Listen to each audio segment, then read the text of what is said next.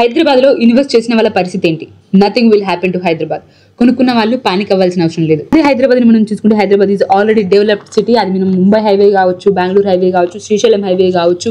And మీరు ఇంకొకటి చూసుకుంటే 2017లో హైదరాబాద్ లో ఉన్న ప్రైస్ కొల్లూరు లొకేషన్ లో 13,000 to 14,000 అండి పర్ గజం. అదే సమయంలో 2017లో సిఆర్డిఏ అమరావతిలో గజానికి 15,000 చొప్పున అమ్మింది, ఎలాంటి డెవలప్మెంట్ లేని లొకేషన్లో. సో ఇప్పుడు ఎవరైతే అక్కడ ఆల్రెడీ కొనుక్కున్నారో వాళ్ళు మరి తిరిగి రీసేల్ చేయలేని పరిస్థితి, అమ్ముకోలేని పరిస్థితి, పెట్టిన గిట్టుబాటు దక్కని పరిస్థితిలో ఉన్నారు.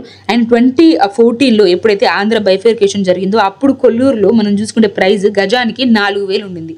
అదే 2016 నవంబర్ డిమానిటైజేషన్ టైంలో గజానికి 8,000 వలికింది.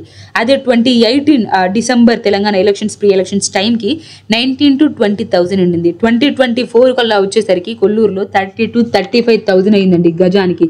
సో బెంగళూరు ఉంది కదా అని చెప్పి హైదరాబాద్ ప్రిఫరెన్స్ అయితే ఏమి తగ్గిపోలేదు. హైదరాబాద్లో ఆంధ్ర పీపుల్ ఓన్లీ 15% ఉన్నారు. హైదరాబాద్లో ఇన్వెస్ట్ చేస్తున్న వాళ్ళ దాంట్లో ఆల్ అరౌండ్ ఇండియా మనకు నార్త్ నుంచి కావచ్చు, సౌత్ నుంచి కావచ్చు, ఈస్ట్ వెస్ట్ ఎవ్రీ లొకేషన్ నుంచి కూడా ఇక్కడ మనకి ఎంప్లాయీస్ ఉన్నారు. టోటల్గా 9 lakhs of IT employees only in Gachibowli, hitech city and Madhapur ఈ లొకేషన్స్ లో ఉన్నారు. So Hyderabad real estate market అయితే ఆగేది లేదు. అండ్ ఇందులోకి మనకి రేవంత్ రెడ్డి గారు and Chandrababu Naidu garu both are in favour to each other. మనకు అందరికీ అది తెలిసిందే.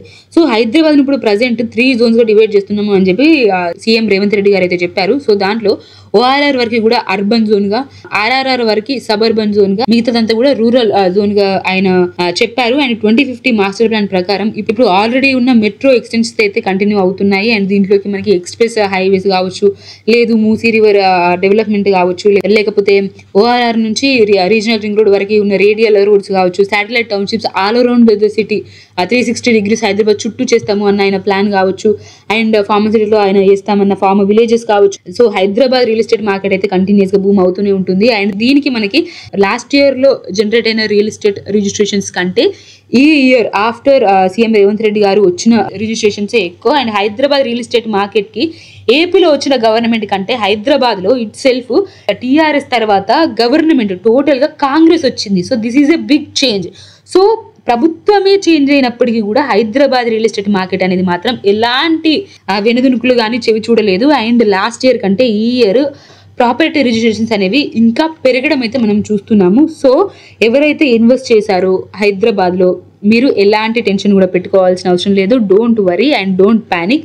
Hyderabad is always going to boom. And ఈ ఏపీ తెలంగాణ ఎలక్షన్స్ అండ్ వీటి యొక్క ప్రభావం ఈ రియల్ ఎస్టేట్ పైన ఎలా ఉండబోతుందని మీ యొక్క ఒపీనియన్ అయితే కామెంట్ బాక్స్లో ఖచ్చితంగా మెన్షన్ చేయండి. And I will see you in the next video. Thank you so much for watching.